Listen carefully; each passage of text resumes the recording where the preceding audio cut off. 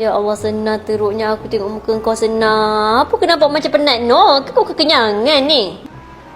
Tak adalah. Aku ni bawa balik pada hospital. Anak aku bawa balik tadi. Doktor diagnose aku ada sarah pula. Kau kan tahu aku ni ada semput. Ni sarah pula. Aduh. Allah, ya Allah. Kebetulan lah aku datang dengan kau ni. Aku baru nak mengajak kau pergi ke surau nak mengaji.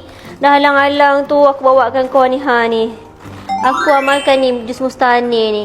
Ni bagus tau, kau try. Kau try ni. Ni bagus untuk orang ada masalah sakit saraf. Habis tadi kau cakap kau semput dia asma. Kau try. Aku amalkan ni, alhamdulillah badan aku cergas kau tahu. Aku boleh pergi mengaji tu. Pergi dekat stokis tu. Dekat mana? Batu Pahai. Kau pergi sana. Oh iyalah, aku dengar dia dah pindah kedai baru. Cantik kedai dia kau. Kau pergi tengok sana sendiri. Iyalah, nanti aku ngajaklah anak aku tu jengah-jengah ya.